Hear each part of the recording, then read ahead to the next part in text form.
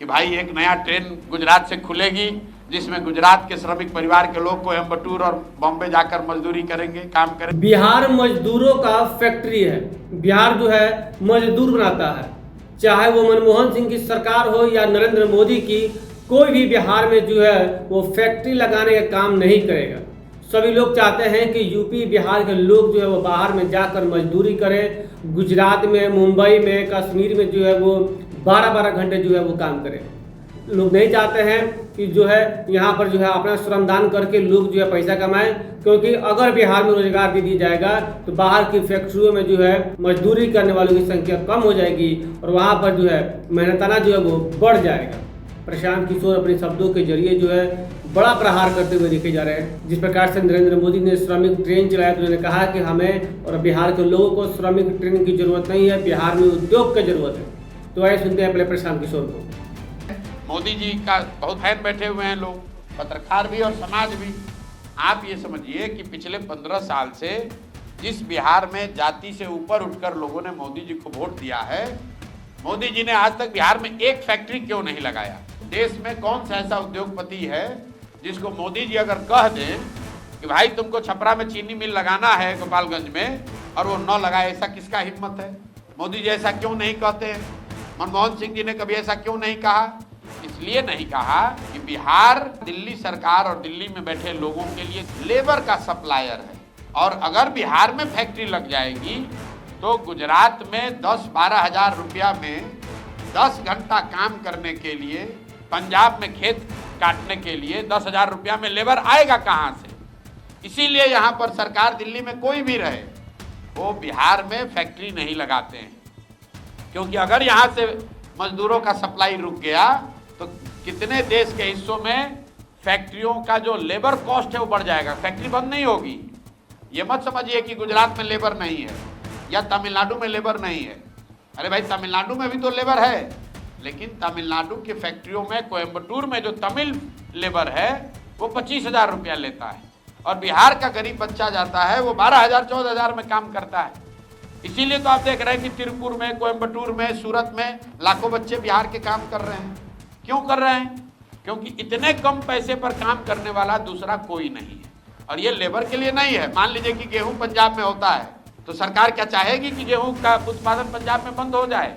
नहीं चाहेगी, क्योंकि उससे देश में संकट हो जाएगा, गेहूं कम हो जाएगा। एक दौर था जब पूरे देश में गेहूं अगर चाहिए तो आपको पंजाब से गेहूं लेना है।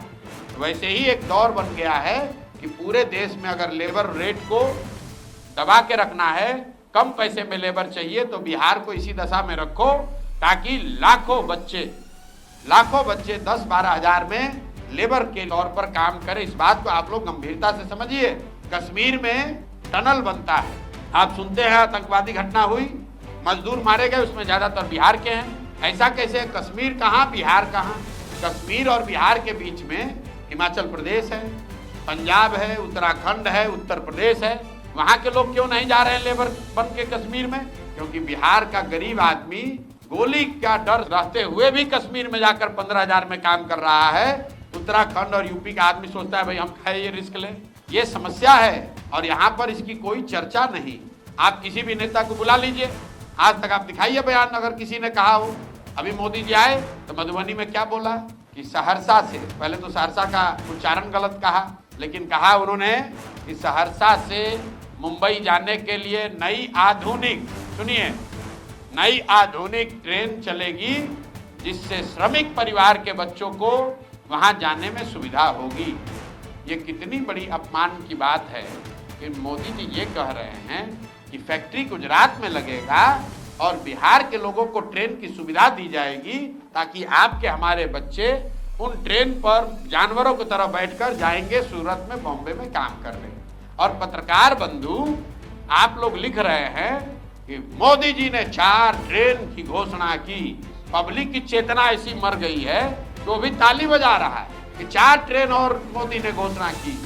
अरे ये भी नहीं समझ में आ रहा है कि तुम्हारे बच्चों को मजदूर बनाकर गुजरात में ले जाने के लिए अगर ट्रेन दिया जा रहा है तो तुमको पूछना चाहिए कि वोट तुम्हारा है तो फैक्ट्री बिहार में लगना चाहिए कि गुजरात में लगना चाहिए?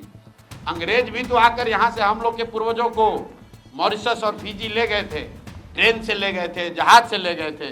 तो क्या वो आपका भला करने के लिए ले गए थे? आप जितने लोग हैं आपको हम चुनौती दे रहे हैं। आप मोदी जी का एक भाषण हमको दिखाइए गुजरात में, जहां उन्होंने ये कहा हो कि भाई एक नया ट्रेन गुजरात से खुलेगी जिसमें गुजरात के श्रमिक परिवार के लोग कोयम्बटूर और बॉम्बे जाकर मजदूरी करेंगे, काम करेंगे। मोदी जी ये कह सकते हैं?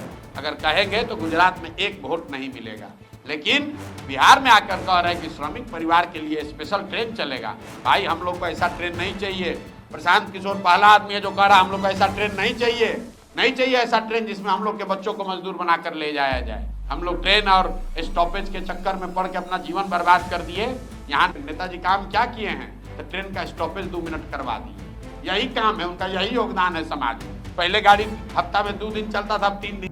तो हमने सुना प्रशांत किशोर किस प्रकार से बता रहे हैं कि नरेंद्र मोदी जो है वो बिहार को श्रमिक ट्रेन दे रहे हैं, क्योंकि वो जानते हैं कि बिहार से श्रमिक जो है बाहर काम करने के लिए जाएंगे। वो ऐसा नहीं कर सकते हैं कि गुजरात में जाकर यह अनाउंस करें कि गुजरात से बिहार जो एक श्रमिक ट्रेन जाएगी और गुजरात के लोग जो है बिहार काम करने के लिए जाएंगे, क्योंकि वो ऐसा करते हैं तो उनको एक भी सीट और एक भी वोट जो है वहाँ पर मिलना असंभव हो जाएगा। सबका मतलब है कि प्रशांत किशोर की लड़ाई जो है वो अलग लड़ाई है। उनका साफ तौर पर कहना है कि बिहारियों को बिहार में रोजगार मिले, जिस प्रकार से गुजरात के लोगों को गुजरात में रोजगार मिल रहा है, बंगाल के लोगों को बंगाल में रोजगार मिल रहा है, ठीक उसी प्रकार से बिहार के लोग भी बाहर नहीं जाएंगे, बिहार के लोगों को भी बिहार में ही रोजगार मिलना चाहिए। ऐसी मांग लेकर प्रशांत किशोर जो है वो बिहार का दौरा करते हुए देखे जा रहे हैं। दीक्षांत एडुटेक लाया है दीक्षांत सी लर्निंग ऐप। बने दीक्षांत का चैनल पार्टनर और अर्न करें लाखों रुपए प्रति महीने। चैनल पार्टनर बनने के लिए विजिट करें www.dikshans.com। हमारे YouTube चैनल को सब्सक्राइब और Facebook पेज को लाइक करना ना भूलें। धन्यवाद।